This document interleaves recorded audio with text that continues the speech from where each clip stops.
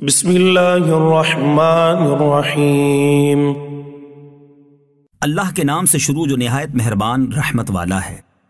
اقترب للناس حسابهم وهم في غفلة معرضون۔ لوگوں کا حساب نزدیک اور وہ غفلت میں منہ پھیرے ہیں۔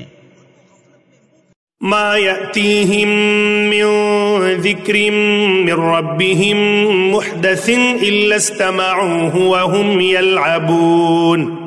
جب ان کے رب کے پاس سے انہیں کوئی نئی نصیحت آتی ہے تو اسے نہیں سنتے مگر کھیلتے ہوئے۔ لاهية قلوبهم وأسروا النجوى الذين ظلموا هل هذا إلا بشر مثلكم أفتأتون السحر وأنتم تبصرون۔ ان کے دل کھیل میں پڑے ہیں اور ظالموں نے آپس میں خفیہ مشورت کی کہ یہ کون ہیں، ایک تم ہی جیسے آدمی تو ہیں، کیا جادو کے پاس جاتے ہو دیکھ بھال کر۔ قال ربي يعلم القول في السماء والأرض وهو السميع العليم۔ نبی نے فرمایا میرا رب جانتا ہے آسمانوں اور زمین میں ہر بات کو اور وہی ہے سنتا جانتا۔ جو باتیں یہ کافر لوگ خفیہ طور پر کیا کرتے تھے، بعض اوقات حضرت صلی اللہ علیہ وسلم وحی کے ذریعے ان سے باخبر ہو کر وہ باتیں بتا دیا کرتے تھے۔ اس بات کو وہ لوگ جادو کہہ دیا کرتے تھے۔ نبی اکرم صلی اللہ علیہ وسلم نے جواب میں فرمایا کہ یہ جادو نہیں ہے بلکہ اللہ تعالیٰ کی طرف سے آئی ہوئی وحی ہے جو زمین و آسمان میں کہی ہوئی ہر بات سے پوری طرح باخبر ہے۔ بل قالوا اضغاث احلام بل افتراه بل هو شاعر فليأتنا بآية كما ارسل الاولون۔ بلکہ بولے پریشان خوابیں ہیں، بلکہ ان کی گھڑت یعنی گھڑی ہوئی چیز ہے، بلکہ یہ شاعر ہیں تو ہمارے پاس کوئی نشانی لائیں جیسے اگلے بھیجے گئے تھے۔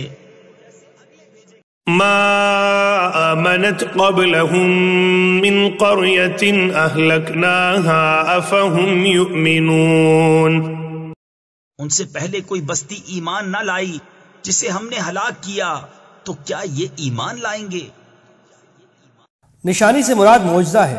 اگرچہ حضرت صلی اللہ علیہ وسلم کے بہت سے معجزات ان کے سامنے آ چکے تھے، لیکن وہ نت نئے معجزوں کے مطالبات کرتے رہتے تھے۔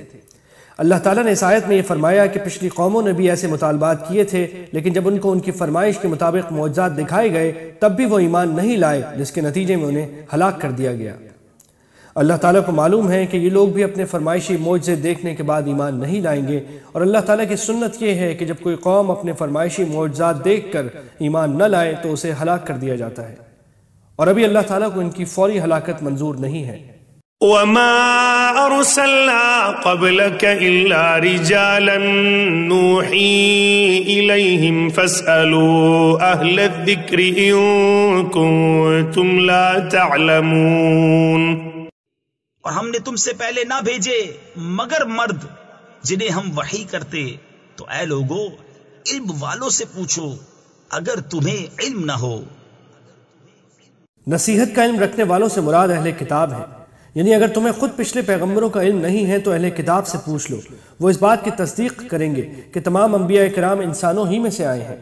وما جعلناهم جسدا لا يأكلون الطعام وما كانوا خالدين۔ اور ہم نے انہیں خالی بدن نہ بنایا کہ کھانا نہ کھائیں اور نہ وہ دنیا میں ہمیشہ رہیں۔ ثم صدقناهم الوعد فأنجيناهم ومن نشاء وأهلكنا المسرفين۔ پھر ہم نے اپنا وعدہ انہیں سچا کر دکھایا تو انہیں نجات دی، اور جن کو چاہی اور حد سے بڑھنے والوں کو ہلاک کر دیا۔ لقد أنزلنا إليكم كتابا فيه ذكركم أفلا تعقلون۔ بے شک ہم نے تمہاری طرف ایک کتاب اتاری جس میں تمہاری ناموری ہے، تو کیا تمہیں عقل نہیں؟ اس آیت کا ایک ترجمہ یہ بھی ہو سکتا ہے کہ ہم نے تمہارے پاس ایک ایسی کتاب اتاری ہے جس میں تمہارے ہی ذکر خیر کا سامان ہے۔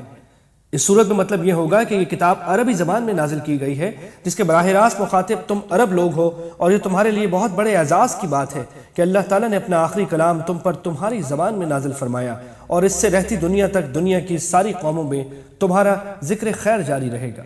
وَكَمْ قَصَمْنَا مِن قَرْيَةٍ كَانَتْ ظَالِمَةً وَأَنشَأْنَا بَعْدَهَا قَوْمًا آخَرِينَ، اور کتنی ہی بستیاں ہم نے تباہ کر دیں کہ وہ ستمگار تھیں، اور ان کے بعد اور قوم پیدا کی۔ فَلَمَّا أَحَسُّوا بَأْسَنَا إِذَا هُمْ مِنْهَا يَرْكُضُونَ، تو جب انہوں نے ہمارا عذاب پایا جبھی وہ اس سے بھاگنے لگے۔ لا تركضوا وارجعوا إلى ما أترفتم فيه ومساكنكم لعلكم تسألون، نہ بھاگو اور لوٹ کے جاؤ ان آسائشوں کی طرف جو تم کو دی گئی تھیں، اور اپنے مکانوں کی طرف شاید تم سے پوچھنا ہو۔ یہ بات ان سے طنز کے طور پر کہی گئی، مطلب یہ ہے کہ جب تم اپنے عیش و عشرت میں منہمک تھے تو تمہارے نوکر چاکر تم سے پوچھا کرتے تھے کہ کیا حکم ہے۔ اب ذرا اپنے گھروں میں واپس جا کر دیکھو، شاید تمہارے نوکر چاکر تم سے تمہارا حکم پوچھیں، حالانکہ واقعہ یہ ہے کہ اب نہ تمہیں اپنے گھروں کا کوئی نشان ملے گا، نہ عیش و عشرت کے سامان کا، اور نہ ان نوکروں کا جو تمہارے احکام کی منتظر رہا کرتے تھے۔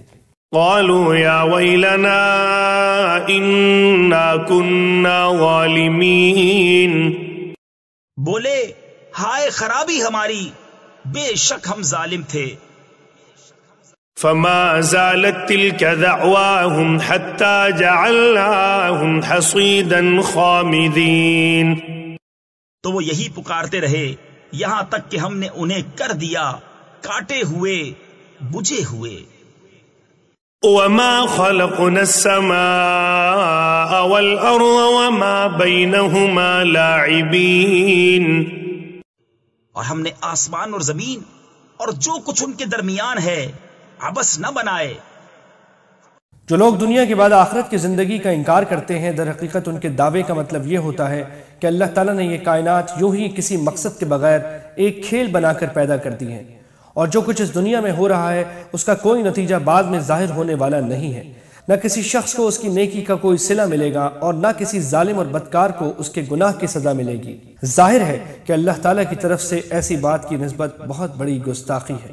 لو أردنا أن نتخذ لهوا لاتخذناه من لدنا إن كنا فاعلين، اگر ہم کوئی بہلاوا اختیار کرنا چاہتے تو اپنے پاس سے اختیار کرتے اگر ہمیں کرنا ہوتا۔ یعنی اول تو اللہ تعالیٰ کے بارے میں تصور کرنا حماقت ہے کہ وہ کوئی کھیل کرنا چاہتا ہے، دوسرے اگر بفرض محال اسے کوئی دل لگی کرنی ہوتی تو اس کے لیے کائنات کا یہ سارا کارخانہ پیدا کرنے کی کیا ضرورت تھی، وہ اپنے پاس ہی سے کوئی مشغلہ بنا سکتا تھا۔ بل نقذف بالحق على الباطل فيدمغه فإذا هو زاهق ولكم الويل مما تصفون، بلکہ ہم حق کو باطل پر پھینک مارتے ہیں تو وہ اس کا بھیجا نکال دیتا ہے، تو جبھی وہ مٹ کر رہ جاتا ہے، اور تمہاری خرابی ہے ان باتوں سے جو بناتے ہو۔ یعنی کھیل دل لگی ہمارا کام نہیں ہے، ہم تو جو کام کرتے ہیں وہ حق ہی حق ہوتا ہے، اور اس کے مقابلے میں باطل آتا ہے تو حق ہی کے ذریعے اس کا توڑ کیا جاتا ہے۔ وَلَهُ مَن فِي السَّمَاوَاتِ وَالْأَرْضِ وَمَنْ عِندَهُ لَا يَسْتَكْبِرُونَ عَنْ عِبَادَتِهِ وَلَا يَسْتَحْسِرُونَ، اور اسی کے ہیں جتنے آسمان اور زمین میں ہیں، اور اس کے پاس والے اس کی عبادت سے تکبر نہیں کرتے اور نہ تھکیں۔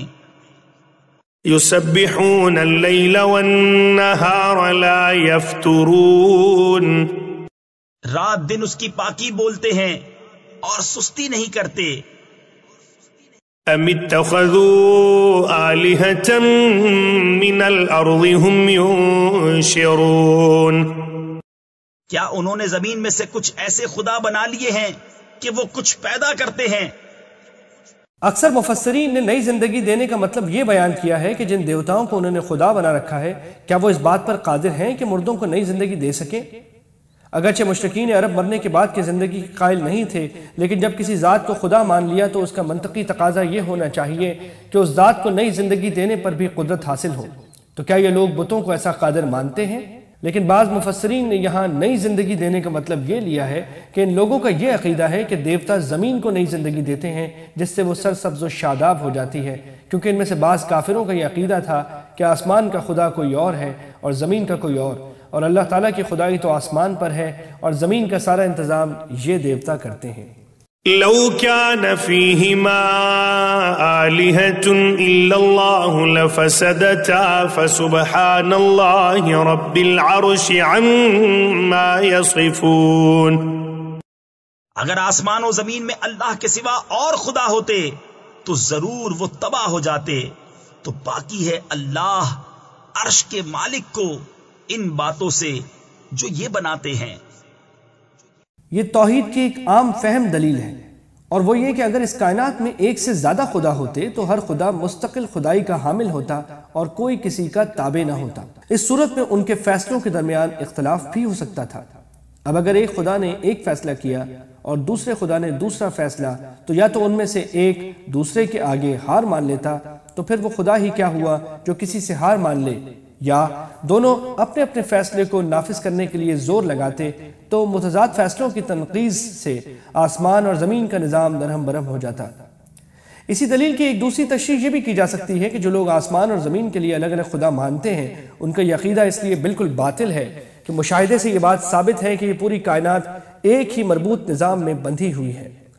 چاند، سورج اور ستاروں سے لے کر دریاؤں، پہاڑوں اور زمین کی نباتات اور جمادات تک سب میں ایک ہم آہنگی پائی جاتی ہے، جو اس بات کی واضح دلیل ہے کہ ان سب کو ایک ہی ارادے، ایک ہی مشیت اور ایک ہی منصوبہ بندی نے کام پر لگا رکھا ہے۔ اگر آسمان اور زمین کے خدا الگ الگ ہوتے تو کائنات میں اس ربط اور ہم آہنگی کا فقدان ہوتا، جس کے نتیجے میں سارا نظام درہم برہم ہو جاتا۔ لا يسأل عما يفعل وهم يسألون۔ اس سے نہیں پوچھا جاتا جو وہ کرے، اور ان سب سے سوال ہوگا۔ ام اتخذوا من دونه آلهة قل هاتوا برهانكم هذا ذكر من معي وذكر من قبلي بل أكثرهم لا يعلمون الحق فهم معرضون۔ کیا اللہ کے سوا اور خدا بنا رکھے ہیں؟ تم فرماؤ اپنی دلیل لاؤ۔ یہ قرآن میرے ساتھ والوں کا ذکر ہے اور مجھ سے اگلوں کا تذکرہ، بلکہ ان میں اکثر حق کو نہیں جانتے، تو وہ روح گرداں ہیں۔ اللہ تعالیٰ کے ایک ہونے پر ایک عقلی دلیل تو پچھلی آیت میں بیان فرما دی گئی ہے، جس کی تشریح اوپر کے حاشیے میں گزری۔ اب اس آیت میں نقلی دلیل بیان کی جا رہی ہے کہ تمام آسمانی کتابوں میں توحید کے عقیدے پر ہی زور دیا گیا ہے۔ اس قرآن کریم کے علاوہ جتنی کتابیں پچھلی قوموں پر نازل کی گئیں، ان سب میں یہی عقیدہ بیان ہوا ہے۔ وما أرسلنا من قبلك من رسول إلا نوحي إليه أنه لا إله إلا أنا فاعبدون۔ اور ہم نے تم سے پہلے کوئی رسول نہ بھیجا مگر یہ کہ ہم اس کی طرف وحی فرماتے کہ میرے سوا کوئی معبود نہیں، تو مجھی کو پوجو۔ وقالوا اتخذ الرحمن ولدا سبحانه بل عباد مکرمون۔ اور بولے رحمان نے بیٹا اختیار کیا، پاک ہے وہ، بلکہ بندے ہیں عزت والے۔ اہل عرب فرشتوں کو اللہ تعالیٰ کی بیٹیاں کہا کرتے تھے۔ لا يسبقونه بالقول وهم بأمره يعملون۔ بات میں اس سے سبقت نہیں کرتے اور وہ اسی کے حکم پر کار بند ہوتے ہیں۔ يعلم ما بين أيديهم وما خلفهم ولا يشفعون إلا لمن ارتضى وهم من خشيته مشفقون۔ وہ جانتا ہے جو ان کے آگے ہے اور جو ان کے پیچھے ہے، اور شفاعت نہیں کرتے مگر اس کے لیے جسے وہ پسند فرمائے، اور وہ اس کے خوف سے ڈر رہے ہیں۔ ومن يقل منهم إني إله من دونه فذلك نجزيه جهنم كذلك نجزي الظالمين۔ اور ان میں جو کوئی کہے کہ میں اللہ کے سوا معبود ہوں تو اسے ہم جہنم کی جزا دیں گے، ہم ایسی ہی سزا دیتے ہیں ستمگاروں کو۔ أولم ير الذين كفروا أن السماوات والأرض كانتا رتقا ففتقناهما وجعلنا من الماء كل شيء حي أفلا يؤمنون۔ کیا کافروں نے یہ خیال نہ کیا کہ آسمان اور زمین بند تھے تو ہم نے انہیں کھولا اور ہم نے ہر جاندار چیز پانی سے بنائی، تو کیا وہ ایمان نہ لائیں گے؟ اکثر مفسرین کی تفسیر کے مطابق اس آیت میں آسمان کے بند ہونے کا مطلب یہ ہے کہ اس سے بارش نہیں ہوتی تھی، اور زمین کے بند ہونے کا مطلب یہ ہے کہ اس سے کوئی پیداوار نہیں ہوتی تھی، اور ان دونوں کو کھولنے کا مطلب یہ ہے کہ آسمان سے پانی برسنے لگا اور زمین سے سبزیاں اگنے لگیں۔ یہ تفسیر متعدد صحابہ اور تابعین سے منقول ہے، لیکن دوسرے بعض مفسرین نے اس کی یہ تفسیر بھی کی ہے کہ آسمان اور زمین دونوں ایک دوسرے کے ساتھ جڑے ہوئے اور یکجان تھے، اللہ تعالیٰ نے ان کو الگ الگ کیا۔ اس آیت نے واضح کر دیا ہے کہ ہر جاندار چیز کی تخلیق میں پانی کا کوئی نہ کوئی دخل ضرور ہے۔ وَجَعَلْنَا فِي الْأَرْضِ رَوَاسِيَ أَن تَمِيدَ بِهِمْ وَجَعَلْنَا فِيهَا فِجَاجًا سُبُلًا لَعَلَّهُمْ يَهْتَدُونَ۔ اور زمین میں ہم نے لنگر ڈالے کہ انہیں لے کر نہ کانپے، اور ہم نے اس میں کشادہ راہیں رکھی کہ کہیں وہ راہ پائیں۔ یہ حقیقت قرآن کریم نے کئی مقامات پر بیان فرمائی ہے کہ جب زمین کو بچھایا گیا تو وہ ہلتی تھی، اللہ تعالیٰ نے بڑے بڑے پہاڑ پیدا کر کے اس پر جمائے تو اس کو قرار حاصل ہوا۔ جدید سائنس نے بھی صدیوں کے بعد یہ پتہ لگایا ہے کہ بڑے بڑے بر اعظم اب بھی بہت سست رفتار سے سمندر کے پانی پر سرکتے رہتے ہیں، مگر اب ان کی رفتار اتنی دھیمی ہے کہ عام آنکھیں ان کا ادراک نہیں کر سکتی۔ وَجَعَلْنَا السَّمَاءَ سَقْفًا مَحْفُوظًا وَهُمْ عَنْ آيَاتِهَا مُعْرِضُونَ۔ اور ہم نے آسمان کو چھت بنایا، نگاہ رکھی گئی، اور وہ اس کی نشانیوں سے روگرداں ہیں، یعنی وہ گرنے اور ٹوٹنے پھوٹنے سے بھی محفوظ ہے اور شیطانوں کی دست برد سے بھی۔ وَهُوَ الَّذِي خَلَقَ اللَّيْلَ وَالنَّهَارَ وَالشَّمْسَ وَالْقَمَرَ كُلٌّ فِي فَلَكٍ يَسْبَحُونَ۔ اور وہی ہے جس نے بنائے رات اور دن اور سورج اور چاند، ہر ایک ایک گھیرے میں پیر یعنی تیر رہا ہے۔ قرآن کریم میں اصل لفظ فلک ہے جو عربی زبان میں گول دائرے کو کہتے ہیں۔ جس وقت یہ آیت نازل ہوئی ہے اس وقت فلکیات میں یہ بطلیموسی نظریہ دنیا پر چھایا ہوا تھا کہ چاند، سورج اور دوسرے سیارے آسمانوں میں جڑے ہوئے ہیں اور آسمان کی گردش کے ساتھ وہ سیارے بھی گردش کرتے ہیں، لیکن اس آیت میں اللہ تعالیٰ نے جو الفاظ اختیار فرمائے وہ اس بطلیموسی نظریے پر پوری طرح منطبق نہیں ہوتے۔ اس کے بجائے اس آیت کے مطابق ہر سیارے کا اپنا مدار ہے جس میں وہ تیر رہا ہے۔ تیرنے کا لفظ بطور خاص قابل توجہ ہے جو خلا میں تیرنے پر زیادہ صادق آتا ہے۔ سائنس اس حقیقت تک بھی بہت بعد میں پہنچی ہے کہ سیارے خلا میں تیر رہے ہیں۔ وَمَا جَعَلْنَا لِبَشَرٍ مِّن قَبْلِكَ الْخُلْدَ أَفَإِن مِّتَّ فَهُمُ الْخَالِدُونَ۔ اور ہم نے تم سے پہلے کسی آدمی کے لیے دنیا میں ہمیشگی نہ بنائی، تو کیا اگر تم انتقال فرماؤ تو یہ ہمیشہ رہیں گے؟ سورہ طور میں مذکور ہے کہ کفار مکہ آن حضرت صلی اللہ علیہ وسلم کے بارے میں کہتے تھے کہ ہم ان کی موت کا انتظار کر رہے ہیں۔ اس سے ان کا مقصد یہ تھا کہ آپ کے انتقال کے موقع پر وہ خوشی منائیں گے۔ اس کے جواب میں آیت نازل ہوئی کہ اول تو موت ہر شخص کو آنی ہے، اور کیا خود یہ خوشی منانے والے موت سے بچ جائیں گے؟ كل نفس ذائقة الموت ونبلوكم بالشر والخير فتنة وإلينا ترجعون۔ ہر جان کو موت کا مزہ چکھنا ہے، اور ہم تمہاری آزمائش کرتے ہیں برائی اور بھلائی سے جانچنے کو، اور ہماری ہی طرف تمہیں لوٹ کر آنا ہے۔ وَإِذَا رَآكَ الَّذِينَ كَفَرُوا إِن يَتَّخِذُونَكَ إِلَّا هُزُوًا أَهَذَا الَّذِي يَذْكُرُ آلِهَتَكُمْ وَهُمْ بِذِكْرِ الرَّحْمَنِ هُمْ كَافِرُونَ۔ اور جب کافر تمہیں دیکھتے ہیں تو تمہیں نہیں ٹھہراتے مگر ٹھٹھا یعنی مذاق۔ کیا یہ ہیں وہ جو تمہارے خداؤں کو برا کہتے ہیں اور وہ رحمان ہی کی یاد سے منکر ہیں؟ یعنی حضرت صلی اللہ علیہ وسلم تو بتوں کے بارے میں فرماتے ہیں کہ ان کی خدائی کی کوئی حقیقت نہیں، اس پر یہ لوگ عیب لگاتے ہیں کہ آپ ہمارے خداؤں کا برائی سے ذکر کر رہے ہیں، لیکن ان کا اپنا حال یہ ہے کہ جب حضرت صلی اللہ علیہ وسلم اللہ تعالیٰ کا نام رحمان ذکر کرتے ہیں تو یہ اس کا انکار کرتے ہیں کہ رحمان کیا ہوتا ہے۔ دیکھیے سورہ فرقان۔ خلق الانسان من عجل سأريكم آياتي فلا تستعجلون۔ آدمی جلد باز بنایا گیا، اب میں تمہیں اپنی نشانیاں دکھاؤں گا، مجھ سے جلدی نہ کرو۔ جب حضرت صلی اللہ علیہ وسلم دنیا یا آخرت میں اللہ تعالیٰ کے عذاب سے ڈراتے تھے تو یہ لوگ اس کا مذاق اڑاتے ہوئے کہتے تھے کہ وہ عذاب ابھی لے آؤ۔ ان آیتوں میں اس کا جواب دیا گیا ہے۔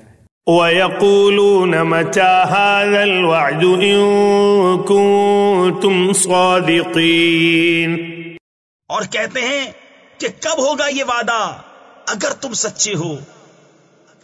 لو يعلم الذين كفروا حين لا يكفون عن وجوههم النار ولا عن ظهورهم ولا هم ينصرون۔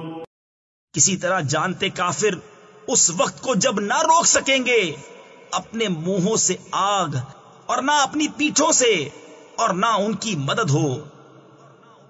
بل تأتيهم بغتة فتبهتهم فلا يستطيعون ردها ولا هم ينظرون۔ بلکہ وہ ان پر اچانک آ پڑے گی تو انہیں بے حواس کر دے گی، پھر نہ وہ اسے پھیر سکیں گے اور نہ انہیں مہلت دی جائے گی۔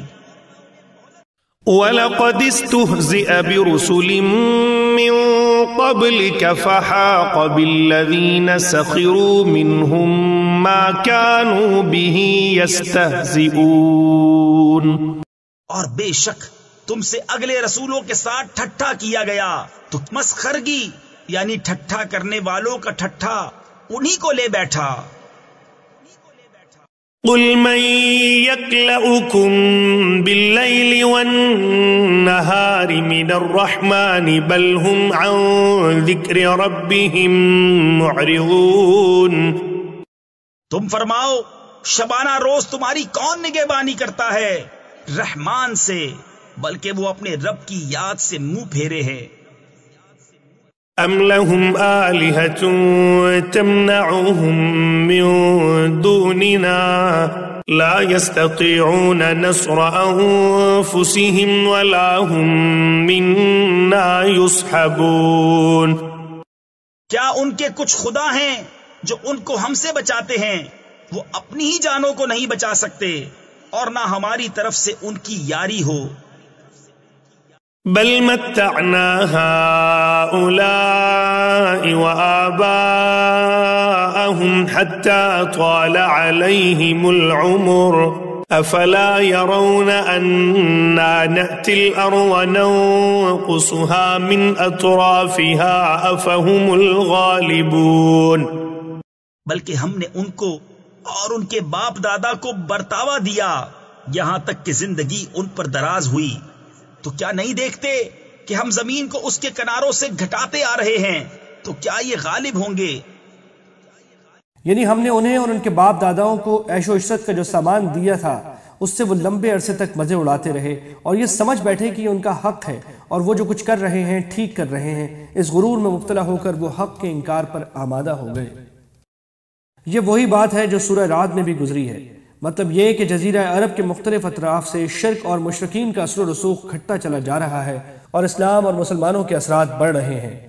قل انما انذركم بالوحی ولا يسمع الصم الدعاء اذا ما ينذرون۔ تم فرماؤ کہ میں تم کو صرف وحی سے ڈراتا ہوں اور بہرے پکارنا نہیں سنتے جب ڈرائے جائیں۔ انہیں چونکہ توقع نہیں تھی کہ کوئی ان کے بتوں کے بارے میں ایسی بات کہہ سکتا ہے، اس لیے شروع میں انہیں یہ شک ہوا کہ شاید حضرت ابراہیم علیہ السلام سنجیدگی سے نہیں بلکہ مذاق کے طور پر یہ بات کہہ رہے ہیں۔ وَلَئِن مَسَّتْهُمْ نَفْحَةٌ مِّنْ عَذَابِ رَبِّكَ لَيَقُولُنَّ يَا وَيْلَنَا إِنَّا كُنَّا ظَالِمِينَ۔ اور اگر انہیں تمہارے رب کے عذاب کی ہوا چھو جائے تو ضرور کہیں گے ہائے خرابی ہماری، بے شک ہم ظالم تھے۔ وَنَضَعُ الْمَوَازِينَ الْقِسْطَ لِيَوْمِ الْقِيَامَةِ فَلَا تُظْلَمُ نَفْسٌ شَيْئًا وَإِن كَانَ مِثْقَالَ حَبَّةٍ مِّنْ خَرْدَلٍ أَتَيْنَا بِهَا وَكَفَى بِنَا حَاسِبِينَ۔ اور ہم عدل کی ترازویں رکھیں گے قیامت کے دن، تو کسی جان پر کچھ ظلم نہ ہوگا، اور اگر کوئی چیز رائی کے دانے کے برابر ہو تو ہم اسے لے آئیں گے، اور ہم کافی ہیں حساب کو۔ اس آیت نے واضح فرمایا ہے کہ قیامت کے دن صرف یہی نہیں کہ تمام لوگوں سے انصاف ہوگا، بلکہ اس بات کا بھی اہتمام کیا جائے گا کہ انصاف سب لوگوں کو آنکھوں سے نظر آئے۔ اس غرض کے لیے اللہ تعالیٰ ایسی ترازویں برسر عام نصب فرمائیں گے جس میں انسانوں کے اعمال کو تولا جائے گا، اور اعمال کے وزن کے حساب سے انسانوں کے انجام کا فیصلہ ہوگا۔ انسان جو عمل بھی کرتا ہے اس دنیا میں اگرچہ ان کا نہ کوئی جسم نظر آتا ہے نہ ان میں کوئی وزن کا احساس ہوتا ہے، لیکن آخرت میں اللہ تعالیٰ ان کا وزن کرنے کی ایسی صورت پیدا فرمائیں گے جن سے ان اعمال کی حقیقت واضح ہو جائے۔ اگر انسان سردی گرمی جیسی چیزوں کو تولنے کے لیے نئے نئے آلات ایجاد کر سکتا ہے تو ظاہر ہے کہ اللہ تعالیٰ اس بات پر بھی قادر ہے کہ وہ ان اعمال کو تولنے کا عملی مظاہرہ فرما دے۔ وَلَقَدْ آتَيْنَا مُوسَى وَهَارُونَ الْفُرْقَانَ وَضِيَاءً وَذِكْرًا لِلْمُتَّقِينَ۔ اور بے شک ہم نے موسیٰ اور ہارون کو فیصلہ دیا اور اجالا اور پرہیزگاروں کو نصیحت۔ جیسا کہ سورہ صافات میں آنے والا ہے، وہ کوئی جشن کا دن تھا جس میں ساری قوم شہر چھوڑ کر کہیں جایا کرتی تھی۔ حضرت ابراہیم علیہ السلام نے ان کے ساتھ جانے سے معاذرت کر لی تھی، اور جب سارے لوگ چلے گئے تو بت خانے میں جا کر سارے بتوں کو توڑ ڈالا، صرف ایک بڑے بت کو چھوڑ دیا، اور بعض روایات سے معلوم ہوتا ہے کہ اپنی کلہاڑی بھی اس کی گردن میں لٹکا کر چھوڑ دی۔ اس عمل سے ان کا مقصد یہ تھا کہ وہ لوگ اپنی آنکھوں سے ان بتوں کی بے بسی کا منظر دیکھ سکیں، اور یہ سوچیں کہ جو بت خود اپنا دفاع نہیں کر سکتے وہ دوسروں کی کیا مدد کریں گے۔ بڑے بت کو چھوڑنے کی مصلحت اس سوال اور جواب سے واضح ہوگی جو آیت نمبر 63 میں آگے آ رہا ہے۔ الذين يخشون ربهم بالغيب وهم من الساعة مشفقون۔ وہ جو بے دیکھے اپنے رب سے ڈرتے ہیں اور انہیں قیامت کا اندیشہ لگا ہوا ہے۔ وَهَذَا ذِكْرٌ مُبَارَكٌ أَنزَلْنَاهُ أَفَأَنْتُمْ لَهُ مُنْكِرُونَ۔ اور یہ ہے برکت والا ذکر کہ ہم نے اتارا، تو کیا تم اس کے منکر ہو؟ وَلَقَدْ آتَيْنَا إِبْرَاهِيمَ رُشْدَهُ مِنْ قَبْلُ وَكُنَّا بِهِ عَالِمِينَ۔ اور بے شک ہم نے ابراہیم کو پہلے ہی سے اس کی نیک راہ عطا کر دی اور ہم اس سے خبردار تھے۔ اذ قال لأبيه وقومه ما هذه التماثيل التي أنتم لها عاكفون۔ جب اس نے اپنے باپ اور قوم سے کہا یہ مورتیں کیا ہیں جن کے آگے تم آسن مارے یعنی جم کر بیٹھے ہو؟ قالوا وجدنا آباءنا لها عابدين۔ بولے ہم نے اپنے باپ دادا کو ان کی پوجا کرتے پایا۔ قال لقد كنتم أنتم وآباؤكم في ضلال مبين۔ کہا بے شک تم اور تمہارے باپ دادا سب کھلی گمراہی میں ہو۔ قالوا أجئتنا بالحق أم أنت من اللاعبين۔ بولے کیا تم ہمارے پاس حق لائے ہو یا یوں ہی کھیلتے ہو؟ قال بل ربكم رب السماوات والأرض الذي فطرهن وأنا على ذلكم من الشاهدين. کہا بلکہ تمہارا رب وہ ہے جو رب ہے آسمانوں اور زمین کا، جس نے انہیں پیدا کیا، اور میں اس پر گواہوں میں سے ہوں. وَتَاللَّهِ لَأَكِيدَنَّ أَصْنَامَكُمْ بَعْدَ أَن تُوَلُّوا مُدْبِرِينَ. اور مجھے اللہ کی قسم ہے میں تمہارے بتوں کا برا چاہوں گا بعد اس کے کہ تم پھر جاؤ پیٹھ دے کر. فَجَعَلَهُمْ جُذَاذًا إِلَّا كَبِيرًا لَهُمْ لَعَلَّهُمْ إِلَيْهِ يَرْجِعُونَ. تو ان سب کو چورا کر دیا مگر ایک کو جو ان سب کا بڑا تھا کہ شاید وہ اس سے کچھ پوچھیں. قالوا من فعل هذا بآلهتنا إنه لمن الظالمين. بولے کس نے ہمارے خداؤں کے ساتھ یہ کام کیا؟ بے شک وہ ظالم ہے. قالوا سمعنا فتى يذكرهم يقال له إبراهيم. ان میں کچھ بولے ہم نے ایک جوان کو انہیں برا کہتے سنا جسے ابراہیم کہتے ہیں. قالوا فأتوا به على أعين الناس لعلهم يشهدون. بولے تو اسے لوگوں کے سامنے لاؤ شاید وہ گواہی دیں. قالوا أأنت فعلت هذا بآلهتنا يا إبراهيم. بولے کیا تم نے ہمارے خداؤں کے ساتھ یہ کام کیا اے ابراہیم؟ قال بل فعله كبيرهم هذا فاسألوهم إن كانوا ينطقون. فرمایا بلکہ ان کے اس بڑے نے کیا ہوگا تو ان سے پوچھو اگر بولتے ہوں. یہ در حقیقت ان کے عقیدے پر ایک طنز تھا.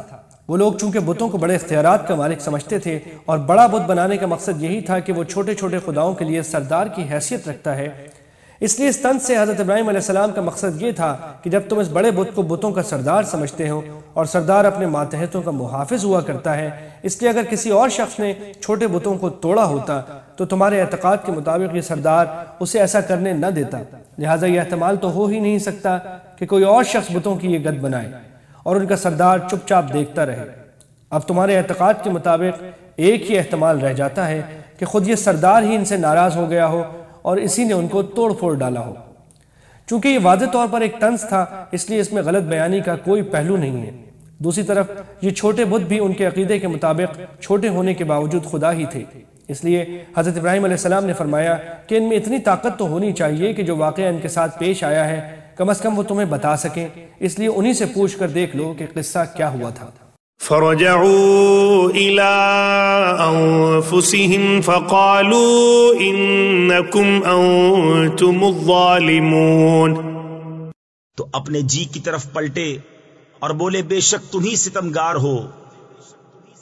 ثم نكسوا على رؤوسهم لقد علمت ما هؤلاء ينطقون. پھر اپنے سروں کے بل اوندھائے گئے کہ تمہیں خوب معلوم ہے یہ بولتے نہیں. حضرت ابراہیم علیہ السلام نے بتوں کی حقیقت بتانے کے لیے جو طریقہ اختیار فرمایا اس نے انہیں کم از کم اپنے دل میں سوچنے پر مجبور کر دیا اور ان کے دل نے گواہی دی کہ قصور دراصل ہمارا ہی ہے. لیکن مدتوں سے جمے ہوئے عقیدے کو چھوڑنے کی جرت نہ ہوئی. لاجواب ہو کر سر تو جھکا دیا لیکن کہا یہ کہ یہ بات تو تم بھی جانتے ہو اور ہم بھی پہلے سے جانتے ہیں کہ یہ بت بولتے نہیں ہیں. قال افتعبدون من دون الله ما لا ينفعكم شيئا ولا يضركم. کہا تو کیا اللہ کے سوا ایسے کو پوچھتے ہو جو نہ تمہیں نفع دے اور نہ نقصان پہنچائے. اف لكم ولما تعبدون من دون الله افلا تعقلون. تف ہے تم پر اور ان بتوں پر جن کو اللہ کے سوا پوچھتے ہو، تو کیا تمہیں عقل نہیں؟ قالوا حرقوه وانصروا آلهتكم إن كنتم فاعلين. بولے ان کو جلا دو اور اپنے خداؤں کی مدد کرو اگر تمہیں کرنا ہے. قلنا يا نار كوني بردا وسلاما على إبراهيم. ہم نے فرمایا اے آگ ہو جا ٹھنڈی اور سلامتی ابراہیم پر. اللہ تعالیٰ نے اپنی قدرت کا یہ معجزہ دکھایا کہ آگ حضرت ابراہیم علیہ السلام کے لیے ٹھنڈک اور سلامتی کا سبب بن گئی. جو لوگ معجزات کو ماننے سے انکار کرتے ہیں ان کا موقف در حقیقت اللہ تعالیٰ کی قدرت کاملہ پر شک کرنے کے مترادف ہے. حالانکہ اگر اللہ تعالیٰ پر ایمان ہے تو یہ ماننا پڑے گا کہ آگ میں جلانے کی خاصیت اسی نے پیدا فرمائی ہے. اگر وہ اپنے ایک جلیل القدر پیغمبر کو دشمنوں کے ظلم سے بچانے کے لیے اس کی یہ خاصیت ختم کر دے تو اس میں تعجب کی کیا بات ہے. وَأَرَادُوا بِهِ كَيْدًا فَجَعَلْنَاهُمُ الْأَخْسَرِينَ. اور انہوں نے اس کا برا چاہا تو ہم نے انہیں سب سے بڑھ کر زیاں کار کر دیا. وَنَجَّيْنَاهُ وَلُوطًا إِلَى الْأَرْضِ الَّتِي بَارَكْنَا فِيهَا لِلْعَالَمِينَ. اور ہم نے اسے اور لوط کو نجات بخشی اس زمین کی طرف جس میں ہم نے جہان والوں کے لیے برکت رکھی. لوط علیہ السلام حضرت ابراہیم علیہ السلام کے بھتیجے تھے اور سورہ عنکبوت سے معلوم ہوتا ہے کہ ان کی قوم میں سے تنہا وہی ان پر ایمان لائے تھے. تاریخی روایات سے معلوم ہوتا ہے کہ جب انہیں آگ میں ڈالنے کی سازش ناکام ہو گئی تو نمرود نے مروب ہو کر ان سے تعرض نہیں کیا اور وہ اللہ تعالیٰ کے حکم سے اپنے بھتیجے کو لے کر عراق سے شام کے علاقے میں تشریف لے گئے. قرآن کریم نے کئی مقامات پر شام اور فلسطین کے علاقے کو برکتوں والا علاقہ قرار دیا ہے.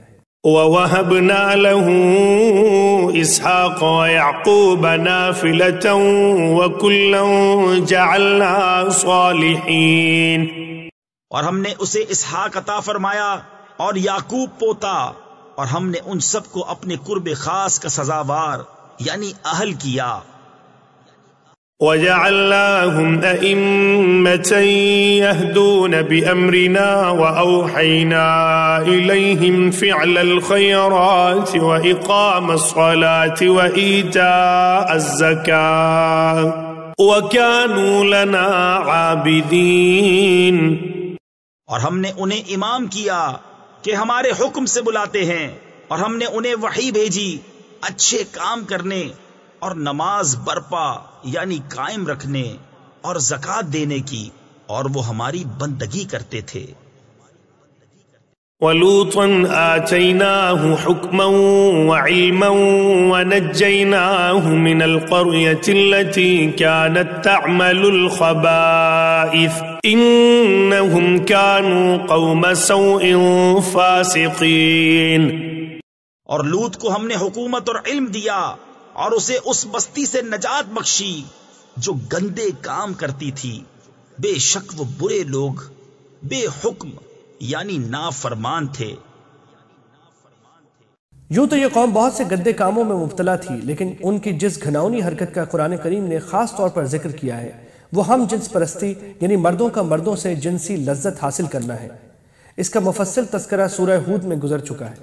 وَأَدْخَلْنَاهُ فِي رَحْمَتِنَا إِنَّهُ مِنَ الصَّالِحِينَ. اور ہم نے اسے اپنی رحمت میں داخل کیا بے شک وہ ہمارے قرب خاص کے سزاواروں میں ہے. وَنُوحًا إِذْ نَادَى مِن قَبْلُ فَاسْتَجَبْنَا لَهُ فَنَجَّيْنَاهُ وَأَهْلَهُ مِنَ الْكَرْبِ الْعَظِيمِ. اور نوح کو جب اس سے پہلے اس نے ہمیں پکارا تو ہم نے اس کی دعا قبول کی اور اسے اور اس کے گھر والوں کو بڑی سختی سے نجات دی. وَنَصَرْنَاهُ مِنَ الْقَوْمِ الَّذِينَ كَذَّبُوا بِآيَاتِنَا إِنَّهُمْ كَانُوا قَوْمَ سَوْءٍ فَأَغْرَقْنَاهُمْ أَجْمَعِينَ. اور ہم نے ان لوگوں پر اس کو مدد دی جنہوں نے ہماری آیتیں جھٹلائیں. بے شک وہ برے لوگ تھے تو ہم نے ان سب کو ڈبو دیا. وَدَاوُدَ وَسُلَيْمَانَ إِذْ يَحْكُمَانِ فِي الْحَرْثِ إِذْ نَفَشَتْ فِيهِ غَنَمُ الْقَوْمِ وَكُنَّا لِحُكْمِهِمْ شَاهِدِينَ. اور داؤد اور سلیمان کو یاد کرو جب کھیتی کا ایک جھگڑا چکاتے یعنی فیصلہ کرتے تھے، جب رات کو اس میں کچھ لوگوں کی بکریاں چھوٹیں اور ہم ان کے حکم کے وقت حاضر تھے۔ واقعہ یہ ہوا تھا کہ ایک شخص کی بکریوں نے رات کے وقت دوسرے کے کھیت میں گھس کر ساری فصل تباہ کر دی تھی۔ کھیت والا مقدمہ لے کر حضرت داؤد علیہ السلام کے پاس آیا۔ حضرت داؤد علیہ السلام نے فیصلہ یہ فرمایا کہ بکریوں کے مالک کا فرض تھا کہ وہ رات کے وقت بکریوں کو باندھ کر رکھتا، اور چونکہ اس کی غلطی سے کھیت والے کا نقصان ہوا، اس لیے بکری والا اپنی اتنی بکریاں کھیت والے کو دے جو قیمت میں تباہ ہونے والی فصل کے برابر ہو۔ یہ فیصلہ عین شریعت کے مطابق تھا، لیکن جب یہ لوگ باہر نکلنے لگے تو دروازے پر حضرت سلیمان علیہ السلام نے ان سے پوچھا کہ میرے والد نے کیا فیصلہ کیا ہے۔ انہوں نے بتا دیا تو حضرت سلیمان علیہ السلام نے فرمایا کہ میرے ذہن میں ایک اور صورت آ رہی ہے جس میں دونوں کا فائدہ ہے۔ حضرت داؤد علیہ السلام نے ان کی یہ بات سن لی تو انہیں بلا کر پوچھا کہ وہ کیا صورت ہے۔ حضرت سلیمان علیہ السلام نے فرمایا کہ بکری والا کچھ عرصے کے لیے اپنی بکریاں کھیت والے کو دے دے جن کے دودھ وغیرہ سے کھیت والا فائدہ اٹھاتا رہے، اور کھیت والا اپنے کھیت بکری والے کے حوالے کر دے کہ وہ اس میں کھیتی اگائے، اور جب فصل اتنی ہی ہو جائے جتنی بکریوں کے نقصان پہنچانے سے پہلے تھی تو اس وقت بکریوں والا کھیت والے کو کھیت واپس کر دے اور کھیت والا اسے بکریاں واپس کر دے۔ یہ ایک مصالحت کی صورت تھی جس میں دونوں کا فائدہ تھا، اس لیے حضرت داؤد علیہ السلام نے اسے پسند فرمایا اور دونوں فریق بھی اس پر راضی ہو گئے۔ فَفَهَّمْنَاهَا سُلَيْمَانَ وَكُلًّا آتَيْنَا حُكْمًا وَعِلْمًا وَسَخَّرْنَا مَعَ دَاوُودَ الْجِبَالَ يُسَبِّحْنَ وَالطَّيْرَ وَكُنَّا فَاعِلِينَ۔ ہم نے وہ معاملہ سلیمان کو سمجھا دیا اور دونوں کو حکومت اور علم عطا کیا، اور داؤد کے ساتھ پہاڑ مسخر فرما دیے کہ تسبیح کرتے اور پرندے، اور یہ ہمارے کام تھے۔ چونکہ حضرت داؤد علیہ السلام کا فیصلہ اصل قانون کے مطابق تھا اور حضرت سلیمان علیہ السلام کی تجویز باہمی رضامندی سے ایک صلح کی صورت تھی، اس لیے اللہ تعالیٰ نے دونوں کے بارے میں یہ فرمایا کہ ہم نے علم اور حکمت دونوں کو عطا کی تھی۔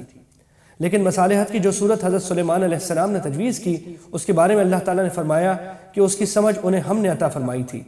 اس سے یہ بھی معلوم ہوا کہ مقدمے کے دوران قانونی فیصلہ حاصل کرنے سے بہتر ہے کہ فریقین آپس کی رضامندی سے مصالحت کی کوئی ایسی شکل نکال لیں جس میں دونوں کا بھلا ہو۔ اللہ تعالیٰ نے حضرت داؤد علیہ السلام کو بہت دلکش آواز عطا فرمائی تھی اور معجزے کے طور پر یہ خصوصیت بخشی تھی کہ جب وہ اللہ تعالیٰ کا ذکر کرتے تو پہاڑ بھی آپ کے ساتھ ذکر اور تسبیح میں شریک ہوتے تھے، اور اڑتے ہوئے پرندے بھی رک جاتے اور وہ بھی ذکر کرنے لگتے تھے۔ وَعَلَّمْنَاهُ صَنْعَةَ لَبُوسٍ لَكُمْ لِتُحْصِنَكُمْ مِنْ بَأْسِكُمْ فَهَلْ أَنْتُمْ شَاكِرُونَ۔ اور ہم نے اسے تمہارا ایک پہناوا بنانا سکھایا کہ تمہیں تمہاری آنچ سے یعنی زخمی ہونے سے بچائے، تو کیا تم شکر کرو گے؟ سورہ سبا میں ہے کہ اللہ تعالیٰ نے لوہے کو ان کے ہاتھ میں نرم کر دیا تھا اور وہ اسے جس طرح چاہتے موڑ دیتے تھے، اور لوہے کی ذرہ اس طرح بناتے تھے کہ اس کے تمام خانے نہایت متوازن ہوتے تھے۔ علماء کرام نے اس آیت کے تحت فرمایا ہے کہ اس میں ہر اس صنعت کے قابل تعریف ہونے کی طرف اشارہ ہے جو انسانوں کے لیے فائدہ مند ہو۔ وَلِسُلَيْمَانَ الرِّيحَ عَاصِفَةً تَجْرِي بِأَمْرِهِ إِلَى الْأَرْضِ الَّتِي بَارَكْنَا فِيهَا وَكُنَّا بِكُلِّ شَيْءٍ عَالِمِينَ۔ اور سلیمان کے لیے تیز ہوا مسخر کر دی کہ اس کے حکم سے چلتی اس زمین کی طرف جس میں ہم نے برکت رکھی، اور ہم کو ہر چیز معلوم ہے۔ حضرت داؤد علیہ السلام کے لیے اللہ نے لوہے جیسی سخت چیز کو نرم کر دیا تھا اور حضرت سلیمان علیہ السلام کے لیے ہوا جیسی لطیف چیز کو۔ چنانچہ وہ اپنے تخت پر بیٹھ کر ہوا کو حکم دیتے تو وہ انہیں ان کی مرضی کے مطابق جہاں چاہتے لے جاتی تھی۔ اور سورہ سبا میں مذکور ہے کہ وہ 1 مہینے کا فاصلہ صبح کے سفر میں اور 1 مہینے کا فاصلہ شام کے سفر میں طے کر لیا کرتے تھے۔ اور برکتوں والی سرزمین سے مراد شام یا فلسطین کا علاقہ ہے، اور مطلب یہ ہے کہ جب وہ کہیں دور چلے جاتے تو وہ ہوا انہیں تیز رفتاری کے ساتھ واپس اپنے شہر میں لے آتی تھی جو فلسطین میں واقع تھا۔ وَمِنَ الشَّيَاطِينِ مَن يَغُوصُونَ لَهُ وَيَعْمَلُونَ عَمَلًا دُونَ ذَلِكَ وَمِنَ الشَّيَاطِينِ مَن يَغُوصُونَ لَهُ وَيَعْمَلُونَ عَمَلًا دُونَ ذَلِكَ وَكُنَّا لَهُمْ حَافِظِينَ۔ اور شیطانوں میں سے وہ جو اس کے لیے غوطہ لگاتے اور اس کے سوا اور کام کرتے، اور ہم انہیں روکے ہوئے تھے۔ شریر جنات سے مراد وہ جنات ہیں جو ایمان نہیں لائے تھے۔ اللہ تعالیٰ نے انہیں حضرت سلیمان علیہ السلام کے تابع کر دیا تھا۔ وہ ان کے حکم سے دریا میں غوطے لگا کر موتی نکالتے اور حضرت سلیمان علیہ السلام کو لا کر دیتے تھے، اور اس کے سوا اور کام بھی کرتے تھے جن کی کچھ تفصیل انشاءاللہ سورہ سبا میں آئے گی۔ وَأَيُّوبَ إِذْ نَادَى رَبَّهُ أَنِّي مَسَّنِيَ الضُّرُّ وَأَنْتَ أَرْحَمُ الرَّاحِمِينَ، اور ایوب کو یاد کرو جب اس نے اپنے رب کو پکارا کہ مجھے تکلیف پہنچی، اور تو سب مہر والوں سے بڑھ کر مہر والا ہے۔ حضرت ایوب علیہ السلام کے بارے میں قرآن کریم نے اتنا بتایا ہے کہ انہیں کوئی سخت بیماری لاحق ہو گئی تھی، لیکن انہوں نے صبر و ضبط سے کام لیا اور اللہ تعالیٰ کو پکارتے رہے، یہاں تک کہ اللہ تعالیٰ نے ان کو شفا عطا فرمائی۔ وہ بیماری کیا تھی اس کی تشریح قرآن نے بیان کرنے کی ضرورت نہیں سمجھی، اس لیے اس کی تفصیل میں جانے کی ضرورت نہیں ہے، اور جو روایتیں اس سلسلے میں مشہور ہیں وہ عام طور سے مستند نہیں ہیں۔ فاستجبنا له فكشفنا ما به من ضر وآتيناه أهله ومثلهم معهم رحمة من عندنا وذكرى للعابدين۔ تو ہم نے اس کی دعا سن لی، تو ہم نے دور کر دی جو تکلیف اسے تھی، اور ہم نے اسے اس کے گھر والے اور ان کے ساتھ اتنے ہی اور عطا کیے، اپنے پاس سے رحمت فرما کر اور بندگی والوں کے لیے نصیحت۔ بیماری کے دوران ان کی با وفا بیوی کے سوا گھر کے بیشتر افراد حضرت ایوب علیہ السلام کا ساتھ چھوڑ گئے تھے۔ پھر جب انہیں صحت حاصل ہوئی تو ان کی اولاد اور پوتے پوتیوں کی تعداد ان لوگوں سے دگنی ہو گئی جو بیماری کے دوران ان کا ساتھ چھوڑ گئے تھے۔ وإسماعيل وإدريس وذا الكفل كل من الصابرين، اور اسماعیل اور ادریس اور ذوالکفل کو یاد کرو، وہ سب صبر والے تھے۔ حضرت اسماعیل اور حضرت ادریس علیہ السلام کا ذکر تو پہلے سورہ مریم میں گزر چکا ہے۔ حضرت ذوالکفل کا قرآن کریم میں صرف نام آیا ہے، ان کا کوئی واقعہ قرآن کریم نے بیان نہیں فرمایا۔ بعض مفسرین کا خیال ہے کہ یہ بھی کوئی پیغمبر تھے، اور بعض حضرات نے فرمایا ہے کہ یہ حضرت الیسع علیہ السلام کے خلیفہ تھے، اور نبی تو نہیں تھے لیکن بڑے اونچے درجے کے ولی اللہ تھے، واللہ عالم۔ وَأَدْخَلْنَاهُمْ فِي رَحْمَتِنَا إِنَّهُمْ مِنَ الصَّالِحِينَ، اور انہیں ہم نے اپنی رحمت میں داخل کیا، بے شک وہ ہمارے قرب خاص کے سزاواروں میں ہیں۔ وَذَا النُّونِ إِذْ ذَهَبَ مُغَاضِبًا فَظَنَّ أَن لَّن نَّقْدِرَ عَلَيْهِ فَنَادَىٰ فِي الظُّلُمَاتِ أَن لَّا إِلَٰهَ إِلَّا أَنتَ سُبْحَانَكَ إِنِّي كُنتُ مِنَ الظَّالِمِينَ۔ اور ذُنُّون کو یاد کرو جب چلا غصے میں بھرا تو گمان کیا کہ ہم اس پر تنگی نہ کریں گے، تو اندھیریوں میں پکارا، کوئی معبود نہیں سوا تیرے، پاکی ہے تجھ کو، بے شک مجھ سے بے جا ہوا۔ حضرت یونس علیہ السلام کا واقعہ پیچھے سورہ یونس میں گزر چکا ہے کہ وہ اللہ تعالیٰ کا حکم آنے سے پہلے اپنی بستی کو چھوڑ گئے تھے۔ اللہ تعالیٰ کو یہ بات پسند نہ آئی، اور اس کی وجہ سے ان پر یہ آزمائش آئی کہ جس کشتی میں وہ سوار ہوئے تھے انہیں اس میں سے دریا میں اتار دیا گیا، اور ایک مچھلی انہیں نگل گئی جس کے پیٹ میں وہ 3 دن رہے۔ اس آیت میں اندھیریوں سے مراد مچھلی کے پیٹ کی اندھیریاں ہیں۔ وہاں وہ مستقل اللہ تعالیٰ کو ان الفاظ میں پکارتے رہے، یہاں تک کہ اللہ تعالیٰ نے مچھلی کو حکم دیا کہ وہ انہیں ایک کنارے پر لا کر پھینک دے، اور اس طرح انہیں اس گھٹن سے نجات ملی۔ واقعے کی مزید تفصیل انشاءاللہ سورہ صافات میں آئے گی۔ فاستجبنا له ونجيناه من الغم وكذلك ننجي المؤمنين، تو ہم نے اس کی پکار سن لی اور اسے غم سے نجات بخشی، اور ایسی ہی نجات دیں گے مسلمانوں کو۔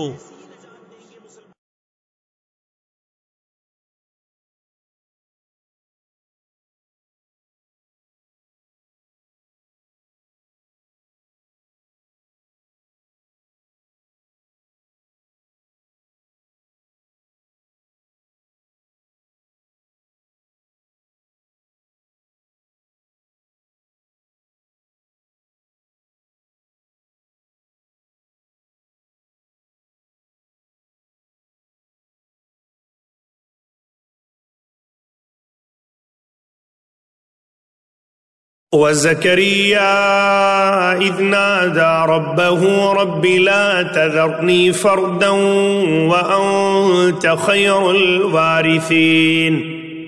اور زکریا کو جب اس نے اپنے رب کو پکارا، اے میرے رب مجھے اکیلا نہ چھوڑ اور تو سب سے بہتر وارث.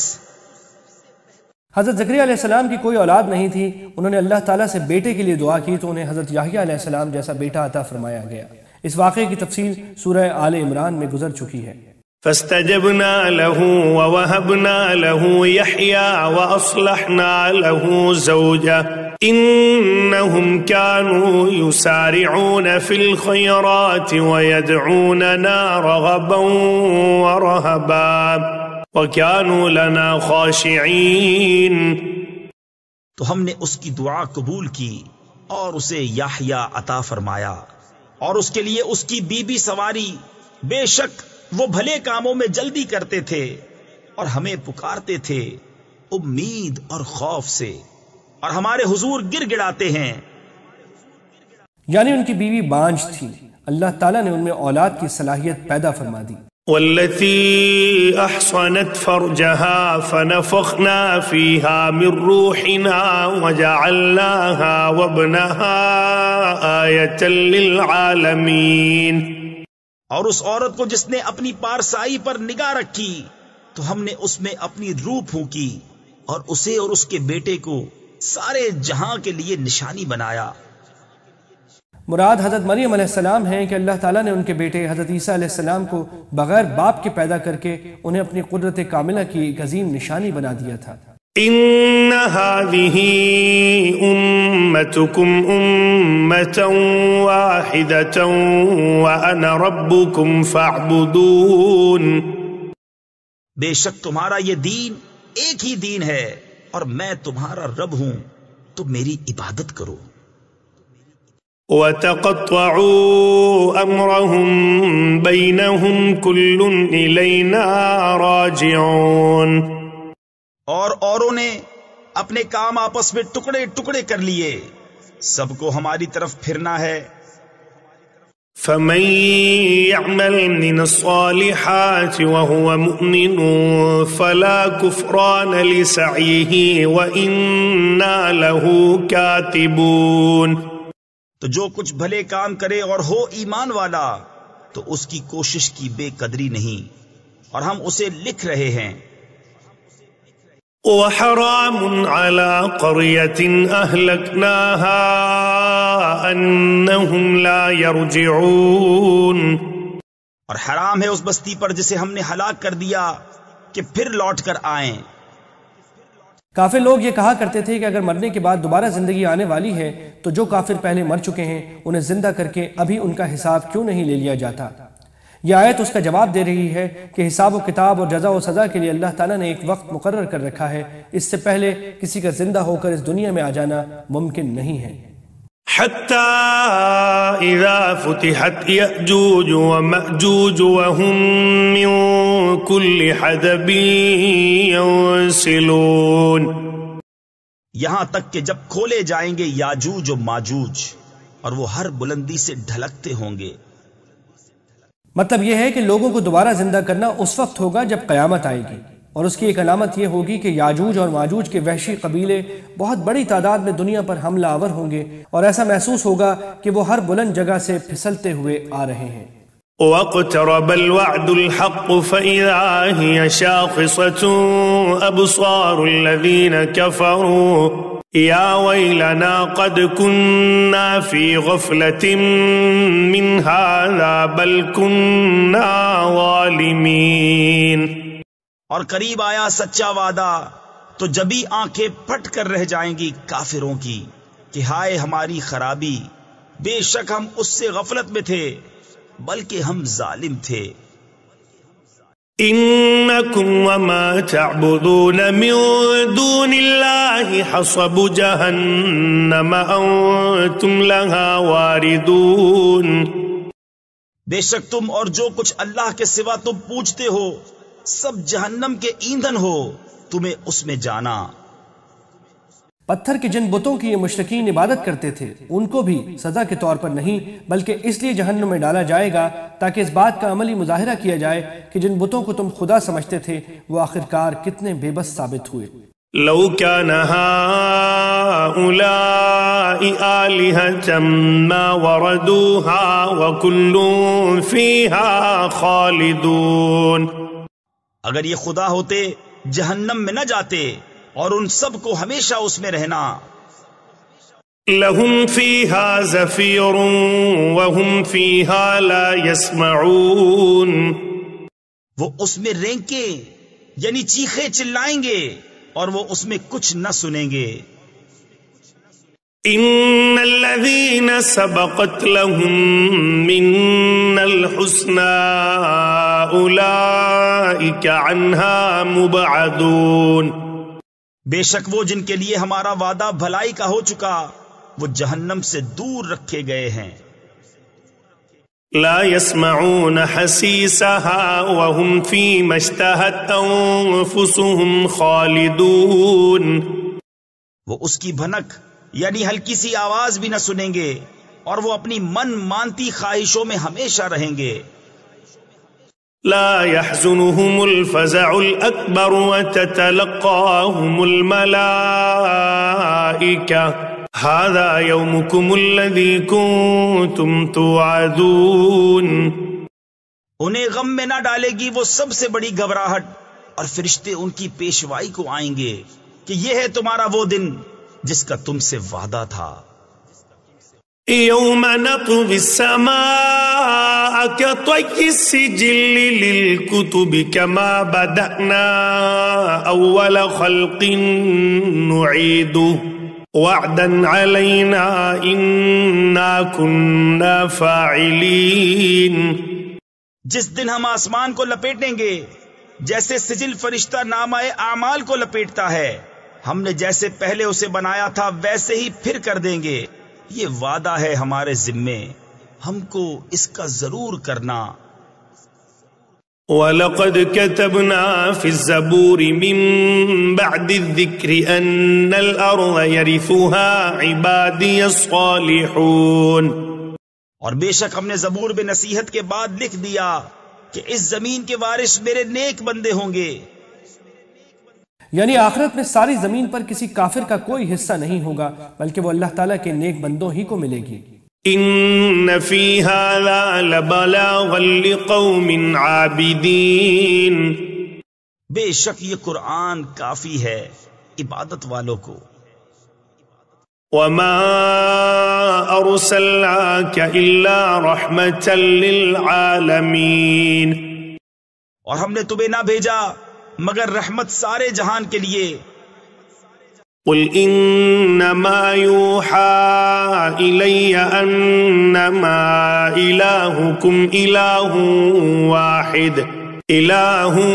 واحد فهل انتم مسلمون، تم فرماؤ مجھے تو یہی وحی ہوتی ہے کہ تمہارا خدا نہیں مگر ایک اللہ، تو کیا تم مسلمان ہوتے ہو؟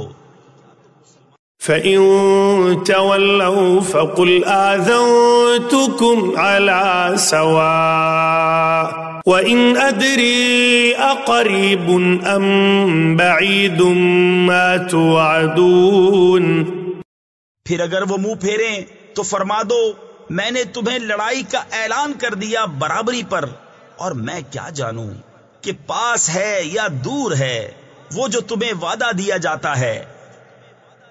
انه يعلم الجهر من القول ويعلم ما تكتمون، بے شک اللہ جانتا ہے آواز کی بات اور جانتا ہے جو تم چھپاتے ہو۔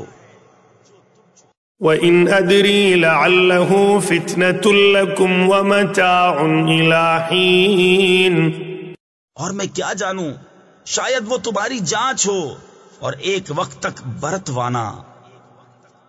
قال رب احكم بالحق وربنا الرحمن المستعان على ما تصفون، نبی نے عرض کی کہ اے میرے رب حق فیصلہ فرما دے، اور ہمارے رب رحمان ہی کی مدد درکار ہے ان باتوں پر جو تم بتاتے ہو۔